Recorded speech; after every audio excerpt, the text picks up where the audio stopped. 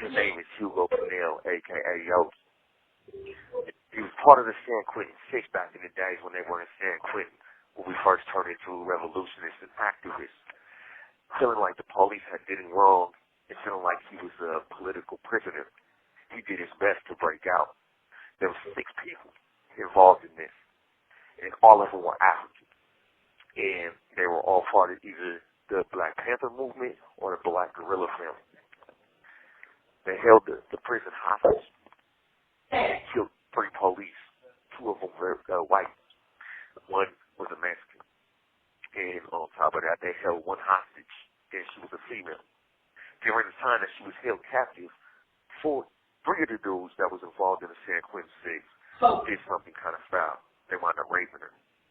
So everybody, when they didn't get out, they wound up getting SWAT team involved and things such as that. So they came in and they took everybody down.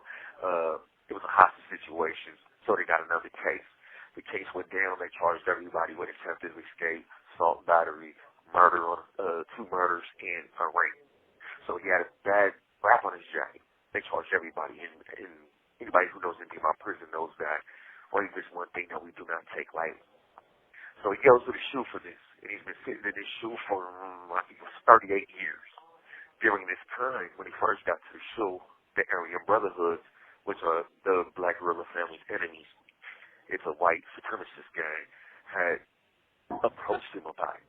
At that time, they were propping our doors, and we were good and getting stabbed, and we were stabbing, or they put us out on the wrong yard. We had to fight or do whatever we have to do. They were betting on fights and things such as this.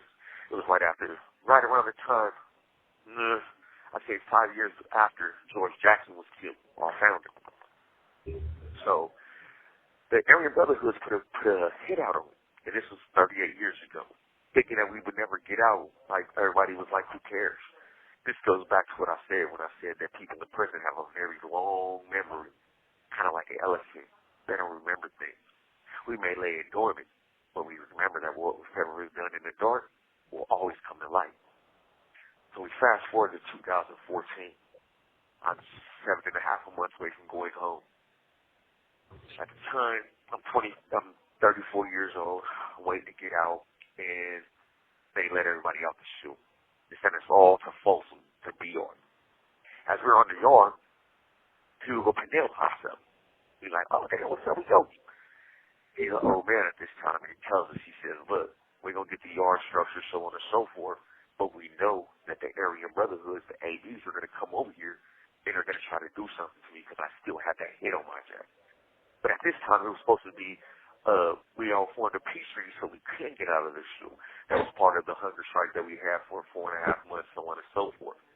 So we didn't think nothing of that. We was like, nah, we got a peace treaty. Ain't no way in here the Aryan Brotherhood's gonna come over here. Plus, it's only like 6 of them right now. So about a week goes by, more Aryan Brotherhoods come. They approach the Jama area and they tell us, they say, yeah, man, you know, you got to get out on Hugo. We're going to leave it up to you guys to get rid of him within 30 days. So we all sit down at the table, all of us Jamas, we sit down, and we have what's called a baraza. A baraza is basically like a meeting.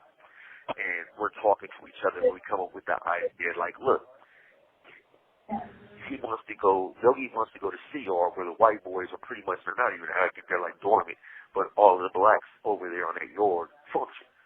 So he said, but look, let me go to my visit to go see my daughter for the first time in 38 years, face to face and hug her. You know what I'm saying? Let me go to Canteen, and then this weekend I'll go to CR. It's already set up. But what people didn't realize was that the police also have a long memory.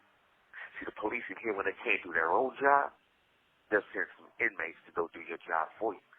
They'll give you a phone, give you a little bit of drugs, and they'll supply the knife. And then they'll tell you, we're going to go to the other side of the yard, and when you see us walk over there, you go ahead and do your thing, and we'll take our sweet little time getting over here, and we'll shoot at the other races instead of you guys, but we just want this done. Now, most weird people would do it because they don't have any type of moral values, and they don't understand that this revolution is against the police. It's not for the police. Therefore, it's CASHAPP against us.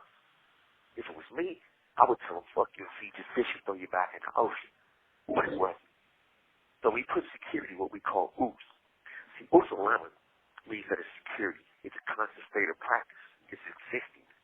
It means that it is there to neutralize or eliminate any potential threat aimed at hindering the party's ability of carrying forth its works, politics, and practices on a daily basis. So we have 3 people on him because he's very important. For some odd reason, it just pans out that the police kill his security. Now, security usually stays within 5 feet. They tell the security that they have to back up 25 feet back on the line. We look around, and well, our side of the yard is way on the other side. So we have to run about 40 yards to get to where he's at. And that's our section where we sit. We scope it out, we see a white boy named Beaver. He's starting to walk that way. And we're like, man, what the hell is going on? Because the Hambo wall where he's at leads to the alleyway to canteen. And that is the section for the Bloods. It's called Blood Alley. So we're like, all right, the white boy in Blood Alley. We kind of catch on. By the time we catch on, they start stabbing Hugo. One guy comes up behind him, grabs him in a bear hug, and take him to the ground. The other guy sits on him and starts stabbing him. Now, the white boys, they have a policy. And their policy is, we are to stab you until the police come and get us off of you. They cannot just stab you and then throw down the knife and lay down. And especially because they know it's about to cause a riot. So when they do it, they started stabbing Yogi. We see what's happening, so about 15 of us, it's only about 15, 17 of us, we jump up, we start running. We have to go through the southerners area if we want to go across the yard. As we get right there, they make a wall, and they tell us, you guys can't come in our area, or so we'll kick it off with you. So we've got to go all around them to get to Hugo. By the time we get there, he's already pretty much dead. So 2 of my homies stomp out. One of the white boys that was holding him down, and they wound up killing him, crushing his skull. He let him get airlifted out. They killed Yogi. We had a big riot. People got shot with the Mini 14. Unfortunately, no white boys got shot. Once again, everybody shoots at the blacks or the other race. They was set up by the whites. The thing that was so weird about it is, it wasn't even the inmates who set this up. It was the captain of that yard. He had a long memory, and he realized that when he first got to San Quentin, his name was Captain Riley. When he got to San Quentin, was around the time of the San Quentin 6.